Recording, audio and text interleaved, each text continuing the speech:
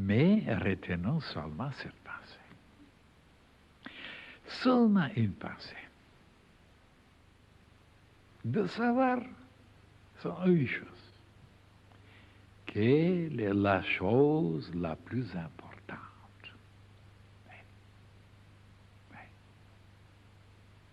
Et c'est ça qui manque maintenant dans la tête de tous les humains, même les philosophes, même les savants, même. Et je disais, de savoir la valeur des choses, c'est au-dessus de tout. Mais on ne connaît pas la valeur des choses. Regardez maintenant, si vous posez la question, la valeur de radio, la valeur de la platine, la valeur de l'or, des pierres précieuses, de l'argent, de ceci, de cela. Ils vous diront, voilà ce qu'ils connaissent. Mais il y a d'autres choses, une autre valeur. Ils ne connaissent pas la valeur de la lumière, la valeur du bien, la valeur d'un idéal. Qu'est-ce que c'est un idéal? Quelle est la valeur d'un idéal? Ils ne savent pas. Ah, quelle est la valeur d'un morceau de fromage? Oui. Et c'est là que je veux vous dire que la chose parmi les plus importantes, c'est de savoir, de connaître la valeur des choses. Eh bien, ils ne connaissent pas la valeur. Quelle est la chose la plus importante? Oh, la plus importante, c'est d'avoir de l'or. Ou d'avoir une femme, d'avoir un enfant, et ainsi de suite.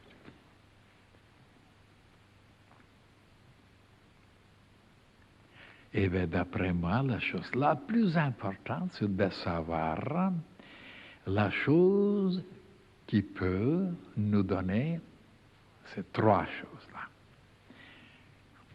La lumière, avoir la lumière, l'amour et la vie. Et il n'y a rien de plus important. Dites-moi, donnez-moi quelque chose de plus important que la vie. Et regardez combien les gens sont loin de ça. Et ils ne diront jamais que c'est la vie qui est la plus importante.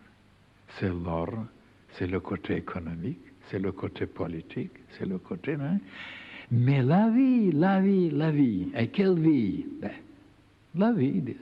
Et voilà que là aussi, il y a une vie et une vie.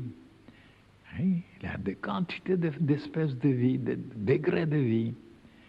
Alors là aussi, la chose la plus importante, c'est d'avoir la vie, de savoir qu'est-ce que c'est la vie, l'utiliser, ça veut dire comme il faut, hein? À diriger, là, et d'avoir cet amour vers la vie.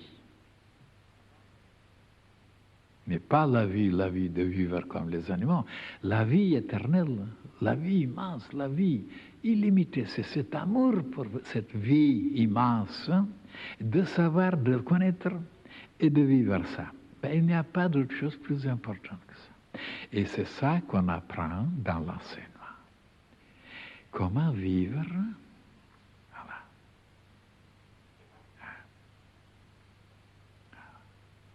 Comprendre, aimer et vivre. Ça veut dire créer. Parce que dans le domaine de ces trois mots, il y a des choses, des ramifications. Quand vous dites, par exemple, la vie, oh là là, vous pouvez mettre à côté la création, la volonté, la force, le mouvement, le dynamisme. Mais oui, ça correspond, c'est lié à la vie. Et quand vous mettez dans l'amour, oh là là, c'est la chaleur, c'est l'amour, c'est le bonheur, c'est la joie, la dilatation, tout le domaine de l'amour. Et quand le domaine de la lumière maintenant, oh, c'est la sagesse, c'est la connaissance, c'est le savoir, c'est la conscience, c'est l'élargissement, c'est l'approfondissement, c'est oh là là, l'analyse, synthèse, tout. Mais c'est une, mais c'est trois mots seulement qui contient tout le reste. Des ramifications. Parce que regardez la vie. Hein. Dans la vie, il y a un mouvement. Hein. Parce que là où il n'y a pas de mouvement, il n'y a pas de vie. Eh bien oui, mais ce mouvement-là, c'est une force. Sans la force qu'il y a, on ne peut pas se mouvoir. Et bien alors, vous créez quelque chose, vous démolissez quelque chose. Voilà la création. Ainsi de suite, dans le mot seulement vie, tout le reste que j'ai énoncé se trouve en dedans. Hein? Seulement, il n'y a pas de temps pour vous expliquer tout en détail.